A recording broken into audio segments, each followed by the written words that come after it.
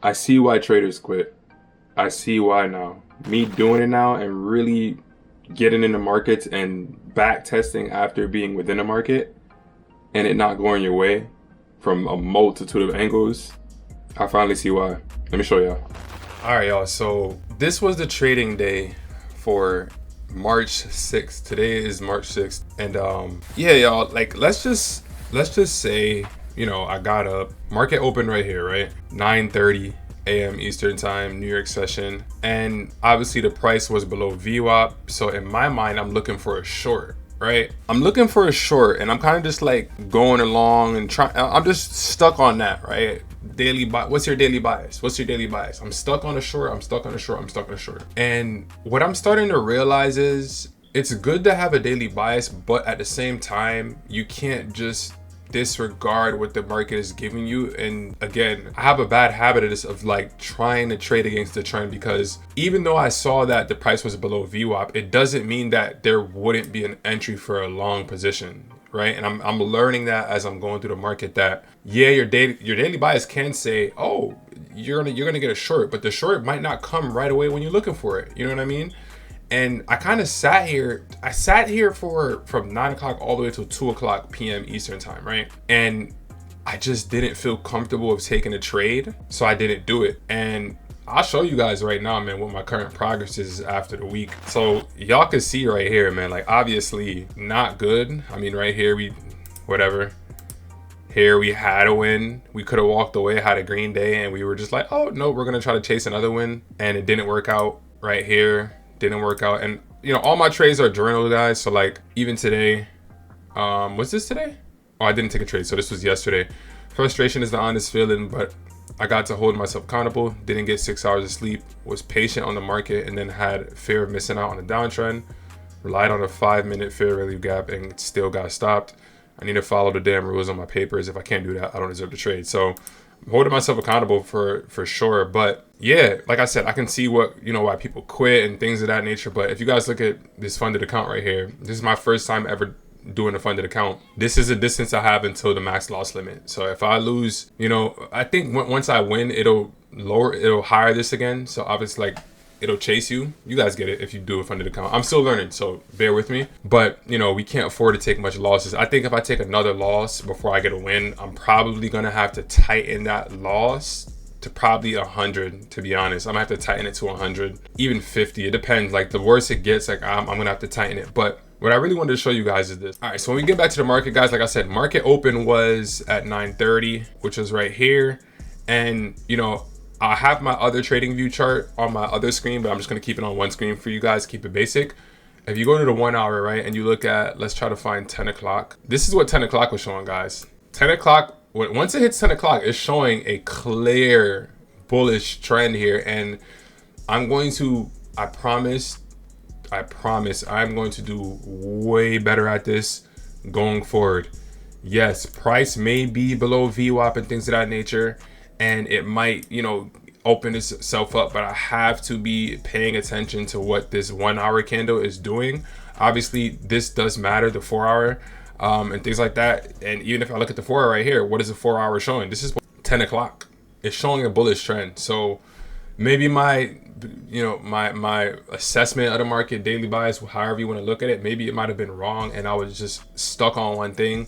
And what I've been doing with trading, guys, is I kind of been treating it like how I treat, you know, basketball terminologies and things like that. And it's like, there's a saying that says, take what the defense gives you. So take what the defense gives you. Obviously, sometimes you want to try to be great, but at the same time, when it comes to trading, I feel like you can't try to do that too often. Like, you want to just take what the defense gives you and roll off of that. And had I done that, I would have been able to catch this bullish trend right here. And I'll show you guys exactly what I mean. This right here is a liquidity sweep. This right here is definitely a liquidity sweep. And I didn't even realize this in the moment because I was stuck on a bearish trend. I was stuck on taking a short.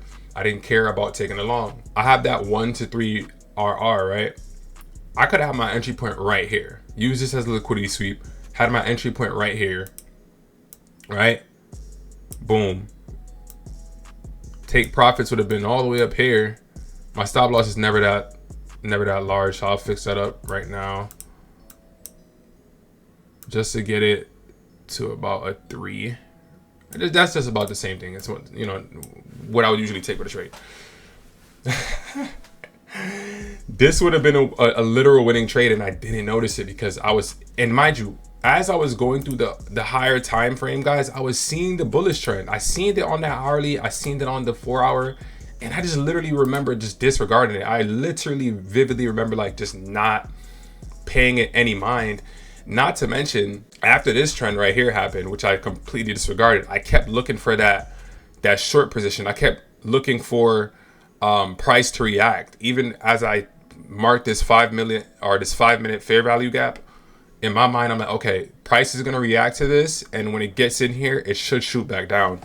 And you guys can see it eventually did. But as we kind of go on along over here, as you see, this red line you guys are seeing was previous day's market low. So this was previous day market low, and the price was reacting off of that previous day market low. So every time it got there, it kind of reacted off of it and just went right back down each and every single time. You guys see right here, comes up, goes down, comes up, goes down, comes up, goes down, comes up, goes down, comes up. And you know, some people might say, oh, well, bro, what would it not stop you from doing it over here? Listen, first things first, I would never take a trade off of a doji candle. You know what I mean?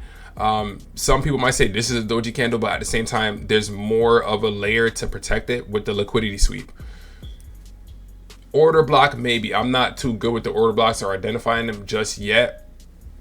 You know, but some people could say this was the start of a trend. There's more of a support here to take a trade versus right here with just a doji candle.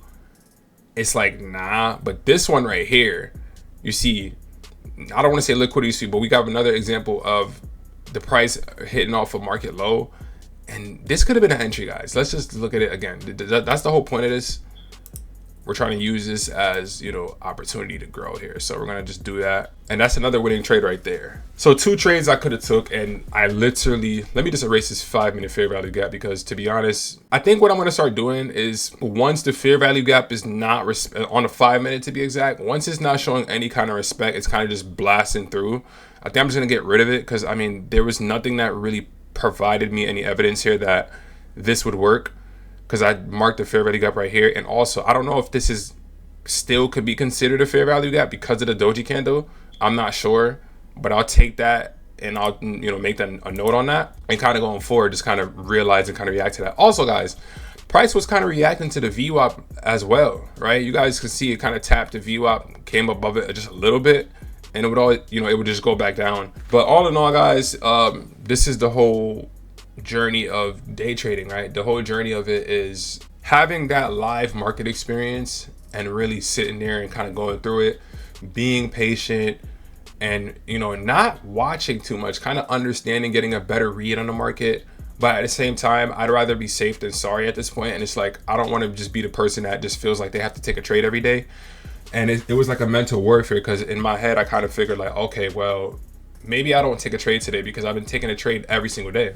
I was kind of stuck on maybe I don't take a trade today, because guys, ever since I started this, I've taken a trade every single day. We can kind of go through this real quick, and I'll end the video here for y'all, because I pretty much showed y'all, you know, what causes people to quit, what causes people to feel depressed.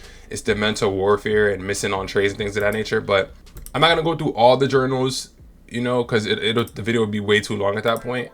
But what I can say about these trades, these 2 trades right here specifically, these trades it ended up being a lot more than just a $200 trade day that could have been for me. This hit 1,500 profit, and this hit 1,000 profit. So that would have been 2,500 profit that I would have been $500 away from passing this account.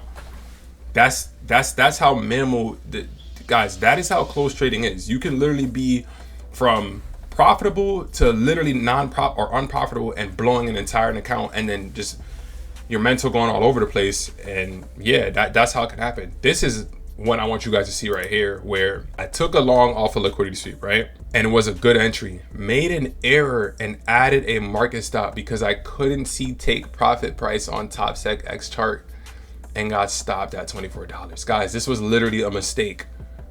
I literally entered a trade, right? I could not see, I literally could not see where the take profit was. At this time, my market execution was horrible because I didn't really understand a chart like that. It just was basic technical errors that cost me. And this day was another winning day where this literally hit take profit. The trade, this challenge should be over for me. This was another trade where everything went right for me, right? So I said right here, confirmed entry was good on TradingView demo and got a $127 win. And what ended up being funny about this trade as well, guys, is I actually chased profits on this trade. It's not like I let it play out. I chased profits on this trade, and the trade actually played out to take profit. If I would have made sure I got my 6 hours of sleep, it would have 100% helped me be more accurate and precise with market execution. This will never happen again. So guys, trading is not for the weak, man. And like I said, I took a trade every single day, and this frustrated me because my first week on trading, guys, I actually had a profitable week. I can't say I had a profitable week because I don't want to try to have a moral victory. In the end, I failed because I didn't have proper execution and things like that. But these 3 trades right here could have literally got me on a funded account, literally just like that. But now we reached the point where 2 trades right here, a loss, and just a terrible week. And this is inevitable. So I'm not mad about this at all. This is inevitable. You will have times like this in trading. Even when you do become profitable, you're just gonna probably have a week where you're just not gonna win a single trade. You know what I'm saying? And unfortunately, that's not good, but it happens. It is what it is. And I'm gonna try my best to not make this ever happen again. Obviously, you wanna strive to be the best you possibly can be. And that's what I will do, guys. So very interesting stuff, guys, with all of this. Yeah, guys, don't give up. Don't give up. Listen, when we think about trading, right? Take a swig of this water. You have to think about this. This is a skill set that can literally change your life forever. Like, you could literally trade anywhere in the world. You can make as much money as possible. There's no limit on how much money you can make. There's no limit. The sky's the limit. You can make as much money as you possibly can, as good as you are with trading, right? Think about people that work a lot of us still work 9 to 5s. I work 9 to 5 and things like that. But just a general thing, what we're sold as, Americans and just people in the world, right? You can work your 9 to 5 job and, deal with that, and that's cool, whatever. Or you can go to school and end up in debt, and really you're not happy because even though you might have a good paying job, you're still in debt. Or you could try to work jobs, and there's so much different aspects to life, guys, where there's going to be a struggle somewhere. Why would you not want to go through this struggle? You know what I'm saying? Obviously be smart. Me personally, I haven't lost a ton of money with trading because I've been doing paper trading for over a year. And now that I've got this funded account, I've only spent $80 so far on this funded account. It's not like I opened up a live account like an idiot and just start trying to trade my own real money. That would have made no sense. It's better off you're trying to get a live or a funded account and kind of operate like that. If you have built up capital, then maybe try that way, build a live, get a live account. But this way, I think it's very smart to do it like this because, yeah, you might pay a monthly fee, but eventually, there's a lot of rules to this, guys. I don't want to go too deeply into it. If you're familiar with Top Step X, if you're not, I'm still learning just as much as you are. I'm not an expert here. I'm just showing you guys my journey along the way. But this is worth it, guys. The stress, the struggle, whatever. I don't feel bad about this like that much. I just want to show you guys my journey here. It's not like I'm feeling like, oh, I want to quit. Oh my God, why? No, it's just interesting to see how I was thinking in the morning during market and how market ended up playing out. The kind of day I could have had I just been more focused, more locked in. But you live and you learn. And yeah, like I said, guys, I won't be unprofitable for much longer. So, hey, man, y'all boys stay tuned. And as soon as we get this funded account, man, I know for a fact my life is going to change because at that point, it's only up from there. But yeah, guys, make sure you guys drop a like, comment, subscribe. I pretty much deep dived into this as much as I possibly could. And I hope you guys enjoy it. Let me know what kind of videos you guys want to see going forward, man, because we're going to just be vlogging the entire journey, daily, day in the life of an unprofitable day trader. Like I said, this is a series, guys. It's not going to last long, so enjoy it while it's here.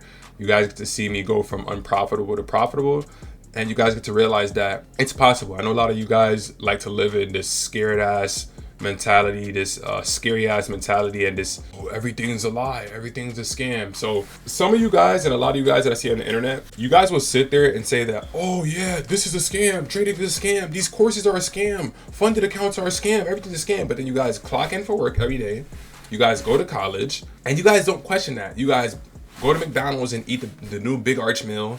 You guys go to the grocery store and just buy whatever you guys see on the shelf without reading the ingredients. And you guys never question none of that being a scam, because a lot of y'all are just bots and y'all just used to the lifestyle that the government gave you, the elite gave you. So when people find these glitches of some sort that you guys assume it is, when it's really not a glitch. People have been doing this for years and years and years. This has always been here, but it's not given to the public on a bigger scale, because obviously this entire world is a hierarchy. We need workers, we need gas station workers, we need certain people all over the place. So why would the government and the elite show everybody stuff like this when they need people to work at McDonald's? They need people to be at Walmart. They need people to run these infrastructures, and there's nothing wrong with that, but that's not for everybody. So you working inside of Walmart is not going to be able to help take care of your family. So strive for greatness. Anybody can do this. You just have to be willing to work for it the same way you're willing to clock in for a 9 to 5. I hope y'all enjoyed this video, man. Make sure y'all drop a like, comment, subscribe. Again, like I said, we're going to be doing a lot of videos like this, vlog style / desktop, and it's just going to be UTP on profitability to profitable. Profitable? Y'all get it. Let's get 5 likes, and I'll see you guys in the next video.